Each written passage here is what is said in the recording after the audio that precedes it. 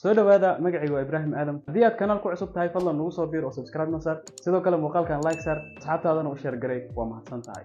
Muuqaalkeena waxa uu ku saabsan yahay nin la yaqaano magaciisa, qofka uu yahay, shaqada uu qabto oo haddana qayaano ku sameeyay niman maalgashadayaal ahaa. Waa markii ay soo dacweeyeen oo maxkamad ay keeneenna maxkamaddii ay sheegtay ninkan in uusan waxba qiyaamin uuna saxan yahay, nimanka soo dacweeyayna aysan xaq u lahayn. haddaba sheekada markii aan dhammeeno waxaan kula wadaagi doonaa moral of the story ama muhiimadda aan ka leenahay sheekada ama casharka aad u baahan tahay in aad ka barato. noo bilaabo muuqaalkeena.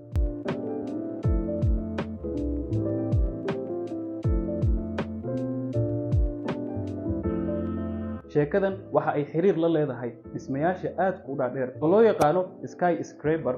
sanadku wuxuu ahaa 1919 ama 1919. goobtuna waxay ahayd magaalada Wichita Falls ee gobolka Texas ee Mareykanka. magaaladani ayaa aad u soo koraysay waqtigaasi, dad fara badan ayaana u soo shaqo tagi jiray maadaama agagaarkeeda laga helay shidaal. sidaas awgeed ay dad badan ugu soo shaqo tagi jireen, dhismayaal aad u dhaadheerna waa laga dhisi jiray. marka ninka ay sheekada ku saabsan tahay oo lagu magacaabo J.D. McMahon ayaa meeshaasi waxa uu ka dhex arkay fursad aad u qaali ah uuna taajir ka noqon karo. isagu waxa uu dhismayaal u dhisi jiray shirkadaha shidaalka soo saara. waxa uuna sheegay in uu dhisi doono dabaq aad u dheer, waxa uuna u soo bandhigay maalqabeeno aad u fara badan, sidoo kale iyo maalgashadayaal aad u fara badan. mashruuciisan waxa aqbalay maalqabeeno iyo maalgashadayaal, waxa uuna ka aruuriyay ama ka qaaday lacag gaaraysa $200,000 oo maanta markii loo fiiriyo gaaraysa $3 milyan ilaa $4 milyan. McMahon ayaa maalgashadayaashii u sheegay in uu dhisi doono dabaq aad u dheer, isagoona u fahansiiyay dabaqan in uu noqon doono 480 feet oo u dhiganta 150 mitir.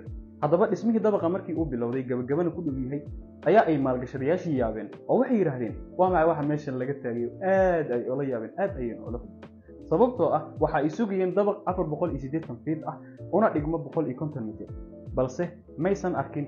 dhismaha ka yaabiyay ayna la kulmeen ayaa noqday dhismahan aad meesha uga jeedaan, waana 12 mitir oo keliya. from 150 mitir to 12 meters, 12 mitir oo keliya. maalgashadayaashii markii ay ogaadeen in la qiyaamay ayaa waxay go'aansadeen inay dacweeyaan oo ay maxkamad la koraan McMahon. balse sheekada yaab kale ayaa waxay noqotay kadib markii maxkamaddii ay sheegtay oo ay go'aamisay in ninkani uu saxan yahay balse dadka soo dacweeyay iyagu ay khaldan yihiin.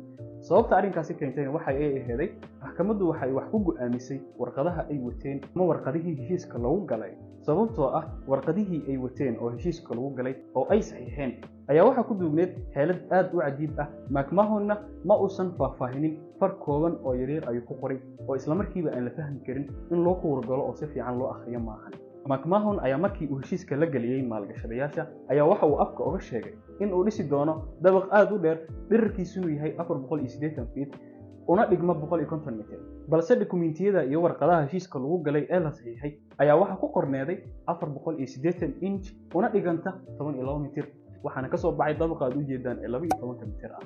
haddaba nimankaani maalgashadayaasha ah maadaama ay warqadaha si wanaagsan aysan iskaga akhrinin ayaa waxa ay keentay in McMahon goolkii uu lahaa uu gaaro kuna guuleysto, sidoo kale ay iyagina halkaasi ku waayaan lacagtooda. haddaba sheekadaani waxay ku baraysaa in ay muhiim tahay mar walba warqadaha aad saxiixayso in aad si wanaagsan iskaga akhriso. haddii ay ahaato meel aad shaqo ka heshay in aad contract la galayso, in aad shirkad share la galayso, in aad guri iibsanayso, in sida tan oo kaleeto guri aad dhisanayso, whatever.